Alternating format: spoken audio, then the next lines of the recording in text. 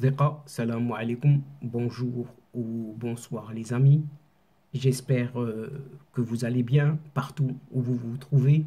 En tout cas, c'est ce que je vous souhaite pour le meilleur de toutes les situations. Pour ma part, je suis heureux et ravi de vous retrouver une nouvelle fois et bienvenue sur votre chaîne Bled Maralibia. Et un tout grand merci de nous recevoir chez vous et parmi vous à travers cette 362e vidéo qui vient vers vous tout simplement pour vous proposer votre CQFD habituel, c'est-à-dire la petite discussion à chaque fois et à chacune de nos entrevues. Et justement, le présent CQFD se consacre à cette nouvelle et gigantesque fake news, oui, une grosse cette fois-ci, puisque ce n'est pas la Chine, oui, ce n'est pas la Chine comme l'affirment haut et fort certains médias de leur marraine, oui, leur marraine éducatrice algérienne dont ils ont été depuis toujours et depuis qu'ils sont nés.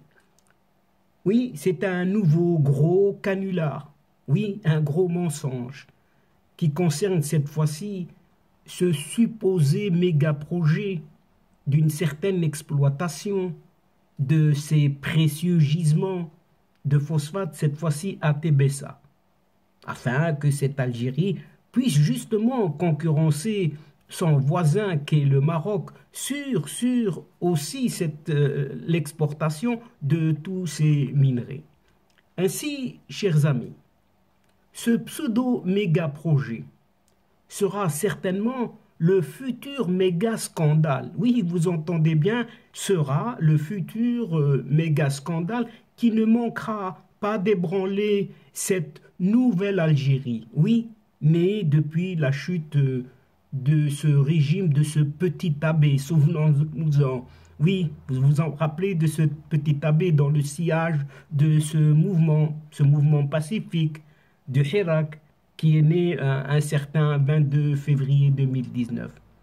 Il semblerait que cette fois-ci, cette Algérie ait confié ses plus précieux bijoux de gisement de phosphate à une toute petite société, oui, toute petite société chinoise, qui n'a même pas de site web opérationnel. Non, elle n'a même pas d'adresse internet ou électronique.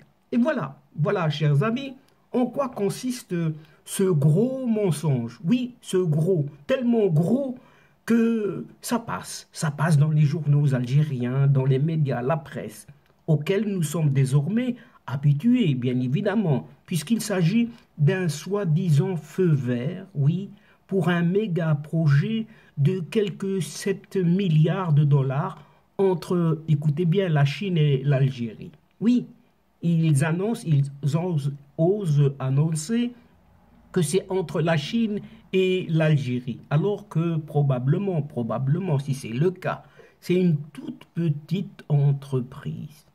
Et cette Algérie aurait pris un nouveau pas, oui, un nouveau pas dans ce méga projet algéro-chinois, en quelque sorte de nouvelle mégalomanie de ces vieux caporaux, tout simplement. Un méga projet, oui, qui aurait pour but le développement d'une certaine industrie de transformation des phosphates pour la production des engrais dans les régions de l'Est de cette Algérie. Tiens, n'est-ce pas là une petite imitation par rapport à son voisin de l'Ouest cette fois-ci? Ce pas, oui, serait matérialisé en pacte actionnaire pour la création en partenariat d'une société par action de droit algérien afin d'entamer ce qu'on appelle les activités préliminaires relatives au développement de projets phosphate intégrés, ce fameux PPI. Et ce pacte aurait été signé ce 22 mars dernier, il n'y a pas longtemps, c'est tout récent. Non pas à Alger, donc en Algérie, ou encore à Pékin, en Chine, mais non, c'est à Paris, en France, allez comprendre quelque chose, chers amis. Un pacte signé donc à Paris par les groupes algériens Asmidal, filiale de Sonatrach et Manal, d'une part, et les sociétés chinoises Wuhan et Tianan, d'autre part. En effet, les partenaires chinois auraient été sélectionnés, oui, paraît-il, auraient été sélectionnés après un supposé appel à manifestation d'intérêt ouvert lancé par le côté algérien en mai 2021 déjà. Cette nouvelle société créée est nommée Parisian Chinese Fertilizers Company, aux initiales ACFC, un titre qui renvoie directement au partenariat algéro-chinois. Rien que ce nom, ou cet intitulé, nous dit tout sur ce qui ressemble à un immense gros mensonge. Cette société serait, mettons ça au conditionnel, détenue du côté algérien à 56% et à 44% par son côté chinois. Et ce projet représenterait un investissement d'environ donc de 7 milliards de dollars. Il serait même question d'un premier projet intégré, PPI. Et il est important de savoir que ce projet phosphate intégré, donc ce PPI, ce fameux PPI, serait le premier projet intégré en Algérie dans le domaine de l'exploitation minière en production d'engrais. Ainsi, tout ceci, et selon bien évidemment les informations dévoilées lors de cette cérémonie de signature à Paris, et non pas dans les capitales chino-algériennes. Par ailleurs, ce fameux PPI, ce projet phosphate intégré, passerait par les wilayas de l'Est de l'Algérie, à savoir Tébessa, Souk Ahraz, Skikda et Annaba. Ce projet engloberait le développement et l'exploitation de gisements de phosphate de Bled el-Hadba, Jbel Ongr, wilaya de Tébessa. La transformation chimique, des phosphates, Awed Kébirit, wilaya de Souk Ahraz, la fabrication des engrais à Hadjer Soud, wilaya de Skikda, ainsi que les installations portuaires dédiées au niveau du port de Annaba. Semble-t-il, c'est ce qu'on dit. Une fois que le projet serait achevé, donc on rêve, la société produirait à terme quelques 5 400 000 tonnes d'engrais par an et il permettrait la création d'environ de 12 000 emplois en phase de construction et à terme, en phase d'exploitation, environ 6 000 emplois directs. Et semble-t-il encore, 24 000 emplois indirects. Ici, on est à peu près dans ce qu'on appelle des rêves. Et chers amis, reste à voir toute cette utopie dans ce climat misérable et morose actuel que vit cette Algérie, dite nouvelle pourtant, si ce n'est pas encore une fois une de ces fake news, alors qu'il faudra que ce régime politico-militaire nous explique par une autre fake news, probablement, dont il a de grands secrets, sans nul doute. N'est-ce pas, chers amis? Donc cela continue. Mais apparemment, cette Algérie dite nouvelle est à la fois miséreuse, veut dans son profond désir, si ce n'est dans son profond fantasme, concurrencer le Maroc sur l'exploitation et l'exportation des phosphates. En effet, ce fameux PDG, ce président directeur général de Sonatrach, un certain Toufiq Haqqar, a ainsi affirmé que ce PPI, oui, ce fameux projet intégré de phosphate, permettra à l'Algérie de devenir, écoutez bien, l'un des principaux pays au monde dans l'exportation d'engrais. Vous avez bien entendu. Actuellement, cette Algérie produit près de 3 millions de tonnes d'urée. Rappelle ce responsable qui assure qu'avec ce projet, cette Algérie produira plus de 6 millions de tonnes de produits phosphatés par an.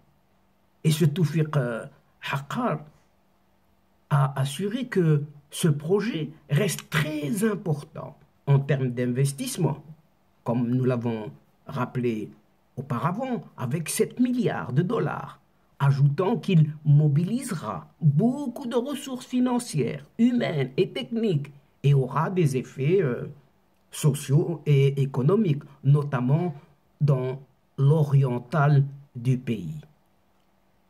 Tout ce qu'entreprend, décidément, tout ce qu'entreprend ce Maroc doit être imité, oui, imité par cette Algérie. Et à travers ce projet, ce régime algérien cherche visiblement, et coûte que coûte, à concurrencer le Maroc, mais sans pouvoir y arriver. Et pourtant, ce Maroc dispose en effet des plus grandes réserves mondiales de phosphate. On ne sait comment cette Algérie pourrait concurrencer ce Maroc. Et pourtant, ce régime politico-militaire algérien ne rêve dans ses fantasmes les plus profonds que de ce qui marche si bien chez le voisin marocain, mais ils omettent, oui, ce régime politico-militaire algérien omet complètement en ce début du mois de Ramadan. Cette fois-ci, à Alger, oui, écoutez bien, à Alger, la semoule, ce n'est pas le phosphate, non, la semoule est introuvable. La banane est hors de prix, tout simplement. Et ce régime veut concurrencer son voisin de l'Ouest. Chers amis, il faut savoir que les Algériens et les Algériennes de base s'apprêtent à vivre un Ramadan 2022 sur fond de pénurie, de tension et de hausse des prix, une nouvelle fois des produits alimentaires de base. Exemple, dans le quartier du Sacré-Cœur, sur les hauteurs de la rue Didouche Mourad à Alger, une adresse fait l'unanimité auprès des consommateurs. Il s'agit tout simplement d'un point de vente d'une entreprise publique, ex-Sampac, Société nationale des semouleries, meuneries, pâtes alimentaires et couscous. Eh bien, tous les matins, vers 7h30, 7h30, une chaîne humaine commence à se former sur le trottoir. Une queue, une file pour les hommes et une autre queue, une autre file pour les femmes. Il faut avoir une sacrée dose de patience, une bonne santé et du temps à revendre en attendant que le camion d'huile ou de semoule daigne montrer le bout de son nez. Oui, ce fameux nez algérien. Lors du passage de la presse, ce jour-là, des femmes et des hommes de tous âges, piétinant sous la pluie depuis plusieurs heures pour certains.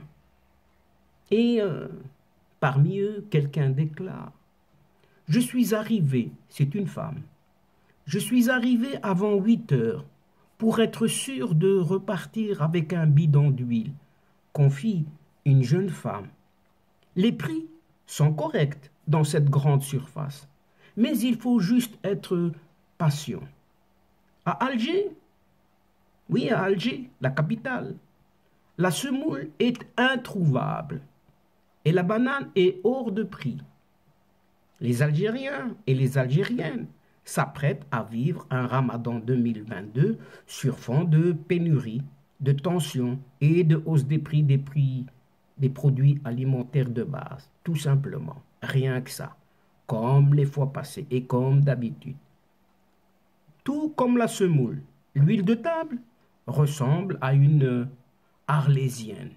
Arlésienne, tout le monde en parle, tout le monde en parle et reparle, mais personne ne l'a vue, personne, oui, elle n'est pas là, on ne la voit pas. Cette huile de table, oui, on ne la voit pas.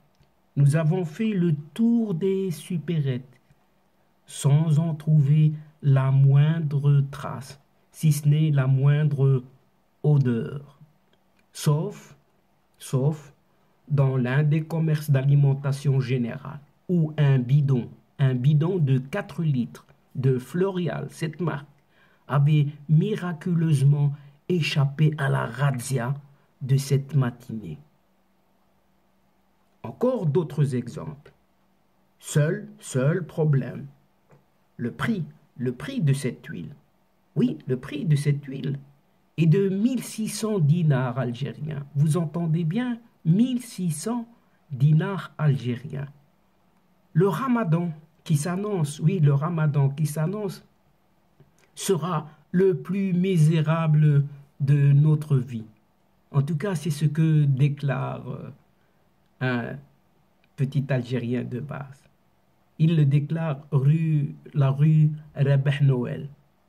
Oui, il déclare Rabah Noël, un vendeur de pain traditionnel, ne cache pas son inquiétude.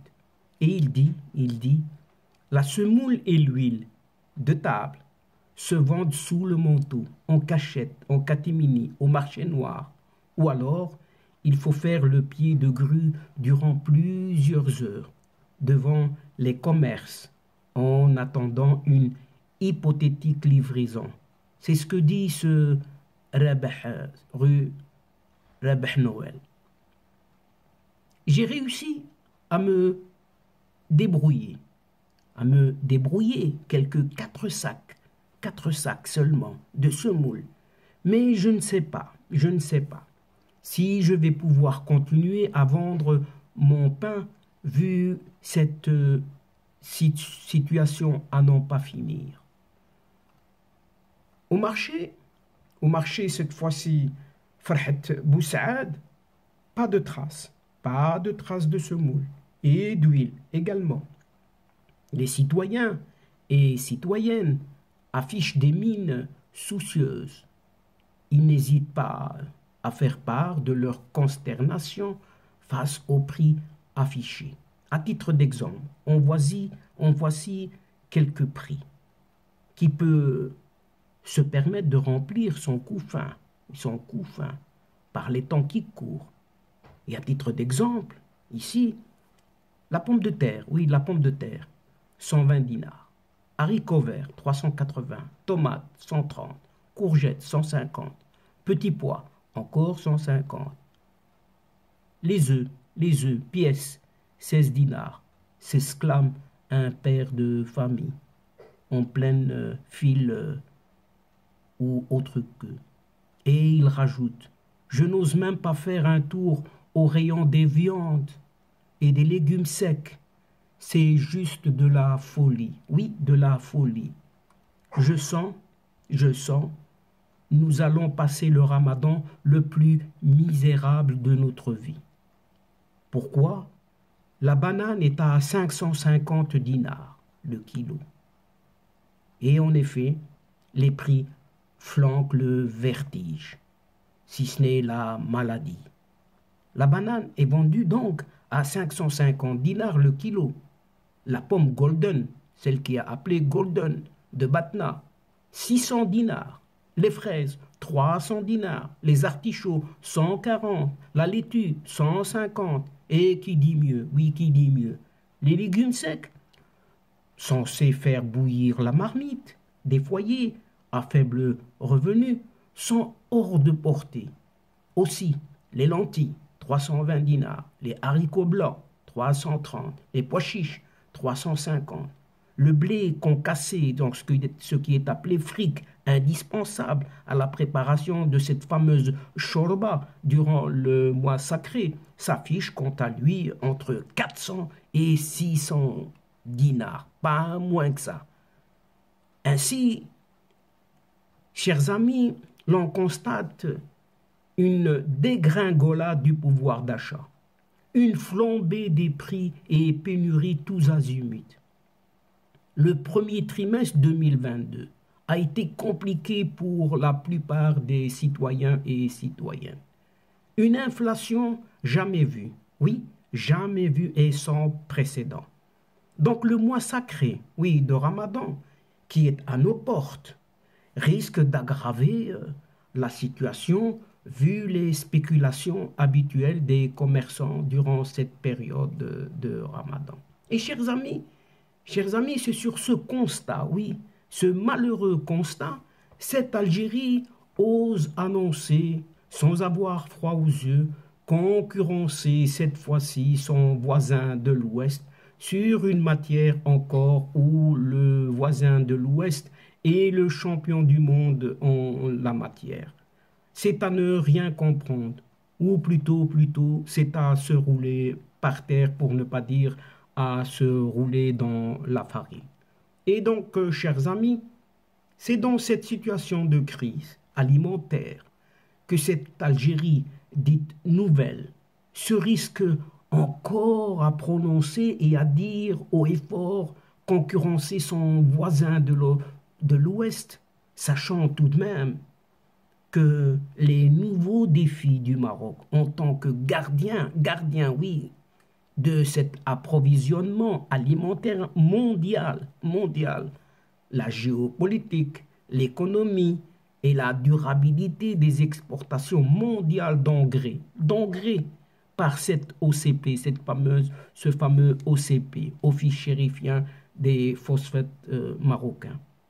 On peut ainsi, chers amis, aisément dire ici CQFD. Oui, CQFD, c'est-à-dire ce qu'il fallait juste démontrer par rapport à toutes ces fake news et autres imitations de cette Algérie moribonde et misérable actuellement. Chers adeptes de la chaîne, c'est sur cette démonstration que prend fin cette séquence en prenant congé de vous. Mais néanmoins, nous espérons vous retrouver très bientôt avec un immense plaisir pour vous relater d'autres thèmes, d'autres sujets lors de vos prochaines vidéos de votre CQFD, c'est-à-dire ce qui fait la petite discussion entre nous à chaque fois. Un tout grand merci pour votre confiance, votre fidélité et votre patience, surtout pour votre participation, de nous écouter jusqu'au bout des séquences qui attendent énormément, surtout votre soutien et votre aide en vous y abonnant le plus nombreux possible, de faire abonner vos connaissances et tous les gens autour de vous, afin de nous encourager, davantage encore. Vous y abonnant et afin également de recevoir les dernières infos rapidement et ce en toute primeur bien sûr. Aussi, chers amis, n'hésitez surtout pas de partager au grand maximum autour de vous les séquences vidéo de votre chaîne. Pour ma part, il ne me reste plus qu'à vous dire au revoir les amis. Al-Asdiqa, salamu alaykum wa rahmatullah wa barakatuh.